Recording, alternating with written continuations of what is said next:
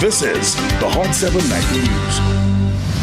Good evening. It is Monday, February 3rd, 2025. I am Daniela Edwin. Welcome to the Hot 7 TV Nightly News. We are on Flow Channel 117, Kiss FM, the Caribbean Hot FM mobile app, and the Caribbean Hot 7 TV Facebook page. Not forgetting those of you using the Hot 7 plug and play antenna. Thank you so much for joining us.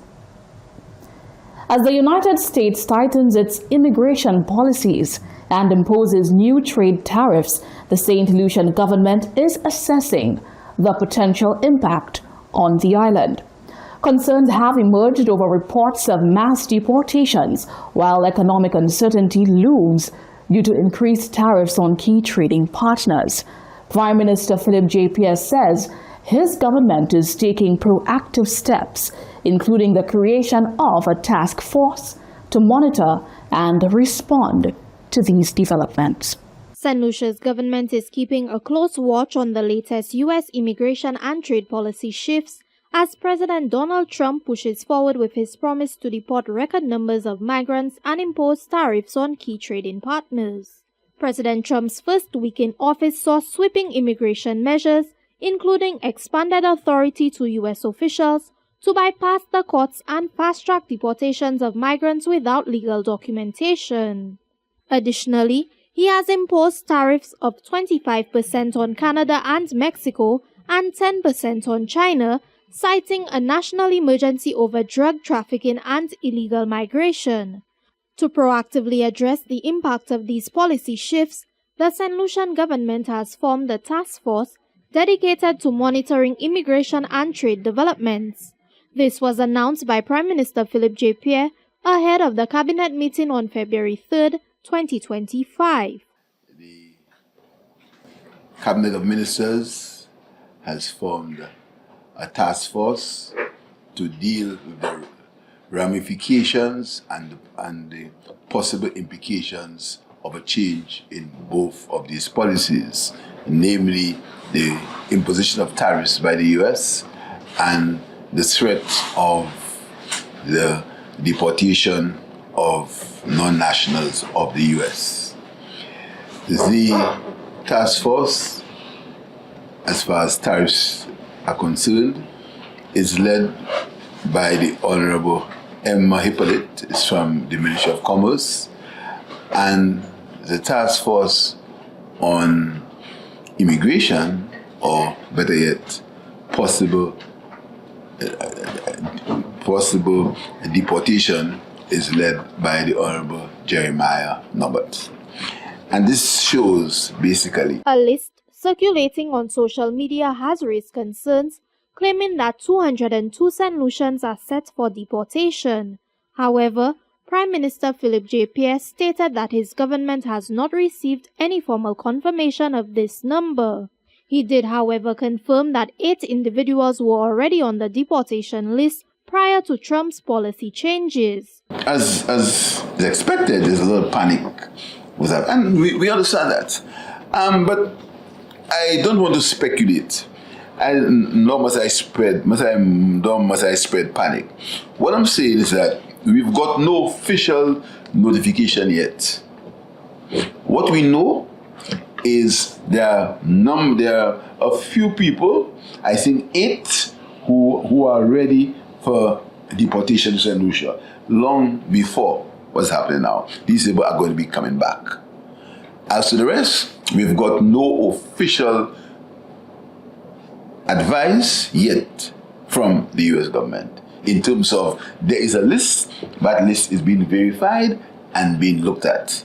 But in terms of they're saying to us that we have X amount of people coming, we've got nothing of this nature. Another issue under scrutiny is whether U.S. funding initiatives for Saint Lucia will continue under the Trump administration. The Prime Minister stated that his government is awaiting word on the future of these programs. As regards the decision by the U.S. to stop foreign aid, there are a few programs that Saint Lucia has, a few U.S. funded programs, such as the violence interruption program sponsored by USAID, the CREP, which is the community reintegration program for the inmates of Bordelais, and the Oasis program. They are now on hold because they're waiting for the final word from the US. But the government will do everything within its power to safeguard these programs and to safeguard the well-being of the people of Saint Lucia. Despite the uncertainty, Pierre reaffirmed his government's commitment to protecting the interests of St. Lucians and adapting to changing global circumstances. For the Hot 7 TV News, Chrissy Bakey reporting. Saint Lucia has entered the Grammy history books thanks to music producer Johann Yogi the Producer de Turville. His work on Chris Brown's 1111 Deluxe album has earned him the prestigious Best R&B Album Award, one he had dreamt about. An emotional Yogi has dedicated this achievement to his late mother and to Saint Lucia's creative community. I'm actually speechless and I'm actually lost for words and I'm actually super emotional about it. This was the reaction of Johann de Turville, better known as Yogi the Producer, following news that he made history as the first St. Lucian to receive a Grammy Award. His production work on Chris Brown's 1111 Deluxe album, particularly the track Runaway featuring Bryson Tiller, earned him the Grammy for Best R&B Album at the 2025 Awards. Reacting to the news, Yogi described the moment as surreal, noting that he had dreamt of this achievement, but nothing could have prepared him to actually receive his wishes. My God, man, shout out to everybody showing love. I appreciate everybody. I just, but it took me a minute to I still haven't, you could tell, I still just haven't really taken it all in yet, but man, this shit is just so crazy,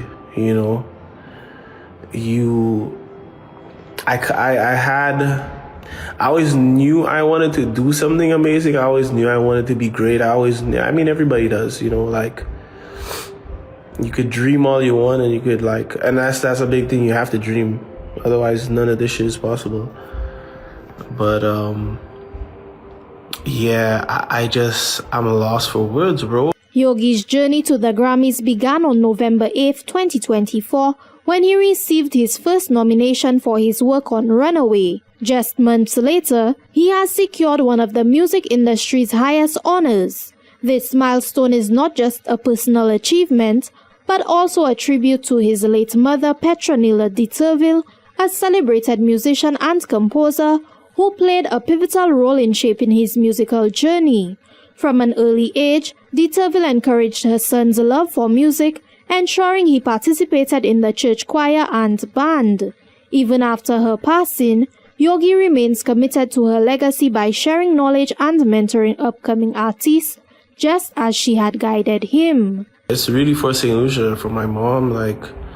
I follow heavy in my mom's, footsteps, because everything she did was about community. Everything. My mom went to school in the States. She dragged all of us to the States, so she could do a master's degree in music education. Came back home. She could have stayed in the States, we could all migrated there. But nah, she wanted to come back home, make sure, her choir was good, and start giving free music classes to everybody in the surrounding communities, and in Ancillary. So to me, I always say what I'm doing is a continuation of what she was doing, but in my own way. I'm a music producer. I'm into music. I'm educating, people on different aspects of the music. There's still going to be theory, mind you, but it's the music production, the engineering, showing kids on every creative aspect, not just music production, because I love anything creative, Over the years, Yogi has built an impressive portfolio, working closely with Drake, Nicki Minaj, Chris Brown, Bryson Tiller, Kehlani, Savannah Ray, and more. At 35 years old, Yogi the Producer has spent years perfecting his craft. Now with a Grammy to his name, one can only imagine who he will work with next. Prime Minister Philip J. Pierre joined the rest of the world in congratulating Yogi on this achievement, stating that he has full confidence that his mother is beaming with joy. I really want to congratulate Yogi Joan de Tourville. He won a Grammy last night, and he's from Ansory. He's a native of Ansory. His mother was a late Petronia de Tourville. She was Sicilian race. that was her thing. She was involved in the arts, involved in music, and I'm sure where she's resting now, she's very, very happy. For the Hot 7 TV News, Chrissy Bakey reporting. Blue Waters Saint Lucia Limited on Friday unveiled Vibes Cartel's Straight Vibes Rum Collection to Saint Lucia. As the sole distributor on island, brand coordinator Casper Charles said the rum collection will be available in the month of February at key retail outlets island-wide. The night of January 31st is being classed as one of pure vibes as Blue Water Saint Lucia Limited introduced Adija Azima Palmer, stage-named Vibes Cartel's new rum collection, Straight Vibes, to the Saint Lucian market. Blue Water Saint Lucia Limited is now offering Saint Lucians a taste of 4 unique and carefully crafted signature blends, each inspired by some of the icon's greatest hits: Fever, Electric, Rampant Shop, and Unstoppable. Each 700ml bottle features lyrics from the songs on the labels, adding a personal touch to the product. According to brand coordinator Casper Charles, this collection is more than just a drink, but a story of growth and an experience that Blue Water Saint Lucia Limited wishes to give its patrons. This brand represents a couple of things. This brand represents someone who has developed, someone who has grown up. This brand represents a lifestyle. This brand represents fun, enjoyment. We work hard, and we need to relax sometimes. We need to understand that our hard work pays off. And this is what Straight Vibes gives you. This Straight Vibes gives you the opportunity to relax, to enjoy the premium experience of a rum. And Blue Waters wants to be a part of this phenomenal experience. Straight Vibes is produced and bottled by the House of Angostura Distillers in Trinidad and Tobago, but is exclusively distributed by Blue Water Saint Lucia Limited, handpicked by Cartel himself, a mission that Charles says the company is proud to execute. So we sat down with Adija Palmer, Vibes Cartel, and he was, you know what, this is the company, Blue Water Distribution, and yours truly, this is the company I want to market, export my product because of the wide range of products that they distribute. So we were so excited and happy that he came on board with us to bring this one out. The collection, which according to Charles resonates with a wide cross-section of society, will become available for purchase at key locations island-wide by the second week in February. I grew up on Vibes Cartel. You grew up on Vibes Cartel. The general public grew up on Vibes Cartel. So everyone is so excited that he is the face of this brand. And as you can see tonight, everyone is engaging, everyone is responsive, and persons are waiting for this brand to reach mass stores, to reach Ultramart, to reach Greens, to reach Helper for Saint Lucia. And we do not discriminate. This brand is affordable. You can get it if you are making a lot of money. You can get it if you're not making a lot of money. It is available for everyone. It's affordable, so it'll be available everywhere, and definitely it'll be right next to your favorite brand. The official unveiling saw a diverse group of individuals, including influencers and artists, indulge in the first local sips of not only the drink itself, but the unlimited possibilities of cocktails that can be created with it. However, topping the list for the evening was Rampant Shop Dark Rum. The fan favorite, as you all know, is Rampant Shop. Everyone has indulged in Rampant Shop. They love it. They are enthusiastic about it, and they can't get enough of it. Vibes Cartel officially launched the Straight Vibes Rum in November 2024, declaring it a symbol of his rebirth. For Blue Water Saint Lucia Limited, this unveiling has proudly broken the seal on a new product, continuing on its path to consistent growth and expansion, especially where the regional market is concerned. The company says much is in store for patrons as the drink makes its way to the top of local shelves and gets set to feature at premium events throughout the year. A violent attack in Industry Choiseul left 4 family members, including a toddler, injured on the evening of January 31st. The victims, who range in age from a young child to an elderly man, were allegedly attacked by someone known to the family. The community is shaken and authorities are now investigating the incident. A Choiseul family's quiet evening turned into a fight for survival on Friday, January 31st, 2025.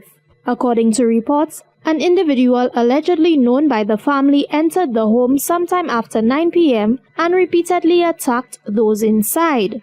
The victims include a 62-year-old man, an 18-year-old woman, a 54-year-old woman, and a toddler aged 5. A video circulating on social media shows 2 of the victims sitting on a floor covered in blood. The footage also captures blood stains on the furniture, tiles, and walls, underscoring the severity of the attack. The family was reportedly engaged in their usual activities when the alleged attack occurred. One of the individuals was combing the young boy's hair in the living room, while another was in the bedroom. Cherise John, Public Relations Officer of the Saint Lucia Fire Service, in providing an overview of the emergency response efforts, confirmed that the wounds inflicted were as a result of a cutlass. On Friday, January 31st, 2025, the Saint Lucia Fire Service responded to a physical assault at Industry Choiseul. On arrival at the scene, 4 individuals, 2 adult males, 1 adult female, and a minor male were observed with pieces of cloth tied to various parts of their body. One of the individuals involved reported that they were attacked by a known assailant with a cutlass. An assessment revealed that they had sustained lacerations primarily to the head and upper and lower extremities. They were all treated with pre-hospital interventions, then transported to a medical facility for advanced medical care. Education Minister Sean Edwards stated that he visited the child at the hospital after learning news of the incident, and he appears to be doing well. The minister also denounced the actions of the perpetrator, stating that such acts of violence against children are evil. I must say he was in very good spirits when I saw him. His mother was there with him at his bedside. I made conversation with him. I gave him a toy, and as I said, he was doing fairly well. Given the circumstances.